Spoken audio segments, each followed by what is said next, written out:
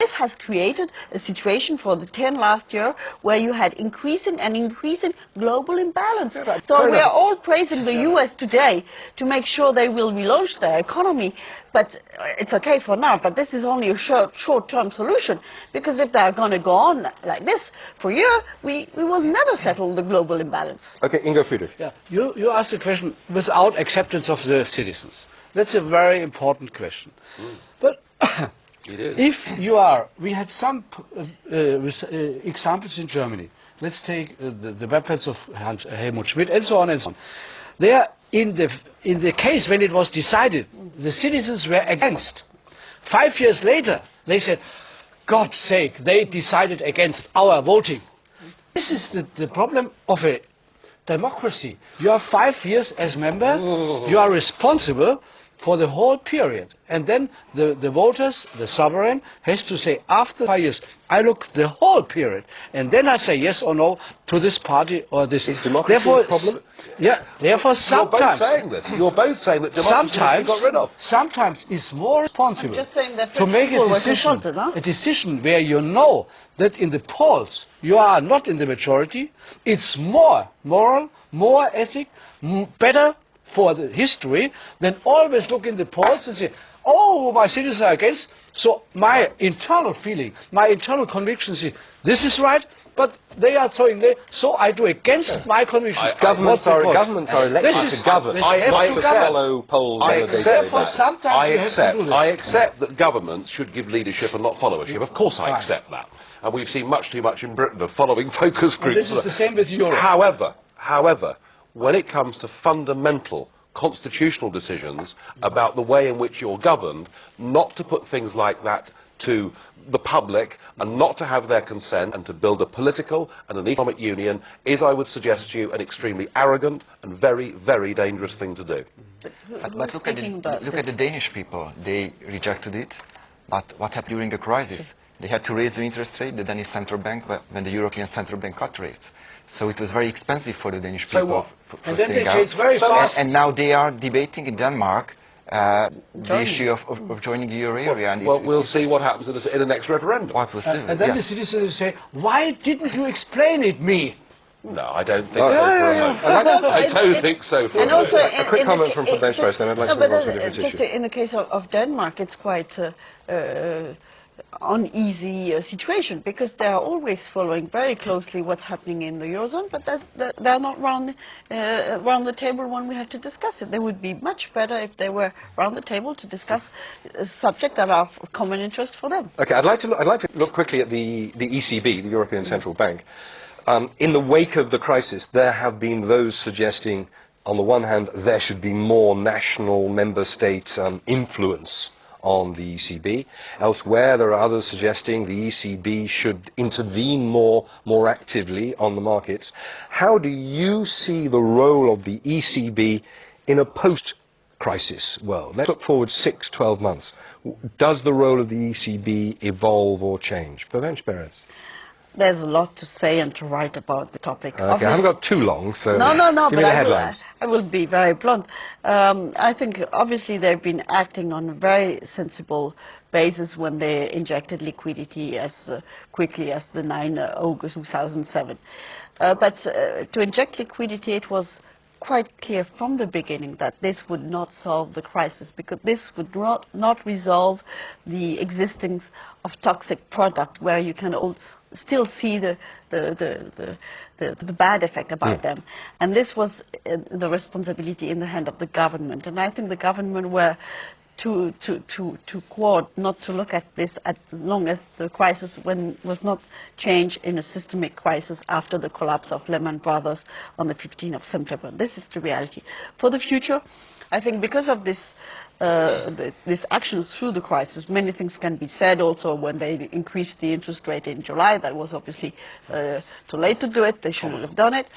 But for the future, my strong conviction is some way or another, their role in terms of supervision will be increased. So this means the balance of EMU, economic and monetary union, will be a bit disequilibrium. So we need to think we, as politics, how to make sure we get the good balance. Okay, rebalancing with a bit more supervision. Yeah. Yep. Exactly. I don't know. I thought when they raised rates last July, any confidence one could have had in the ECB went right out of the window. Their timing on it was extraordinarily bad. Looking ahead, your question, 18 months, 2 years, I think they're going to have one hell of a job just deciding what to do with Spain, Greece and Italy. None of them are suited to be in this Eurozone, so they're going to face some very, very big tests. But does the role of the ECB in all this change? Do you think? I think inevitably the ECB will gain more power. I think inevitably the European Union will move towards being a full economic government, and it's at that point that I think countries will have to decide for themselves whether that's what they really want or not. So, Stavas, the role for the ECB. I disagree with you again with whether Spain or Greece and Italy or Portugal should be out. I think much preferable for them to be inside than being out. Trapped. Prisoners. Sure, but you know, discipline is good. But for the ECB, I think I must agree with you what you have said on the crisis management, but I would like to raise a very important point that the ECB only took responsibility and did not take any consideration on its effects outside the euro area. Now, what the ECB did is that it gradually widened the securities that it accepts. So it made a distinction or a discrimination for those securities that it does not accept, and many new member states suffered a lot. And the other thing is that the ECB entered a swap agreement with Denmark for exchanging Danish krona for euros, and did not have such an agreement with any of the other new member states. And it has also had a quite adverse effect on these countries. So I think that the ECB should also reconsider its role for the actions it took, the effects or possible adverse effects outside the euro. Okay, it's in your country, it's in Frankfurt. How do you see its role? Yeah, the ECB more in the tradition of the German Bundesbank.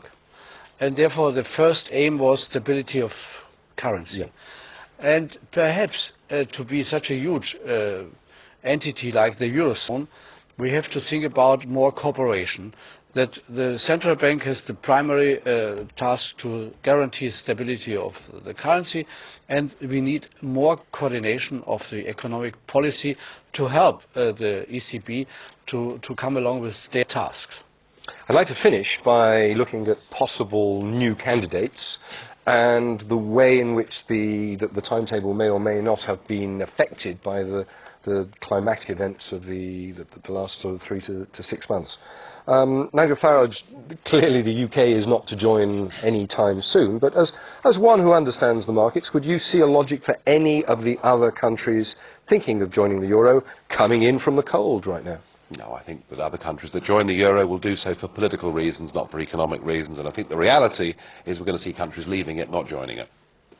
Ingo Friedrich. I see no country to leave the Eurozone. Not even Greece, not even Spain? No. Impossible. Impossible. I hope it would be a disaster for them. That the taking of new countries will be very, very slow, because indeed we need time to have all the structures come near to the European. Okay. Can you be a bit more specific here? In what sort of time frames are we talking when you say very slow? I would say 5 years.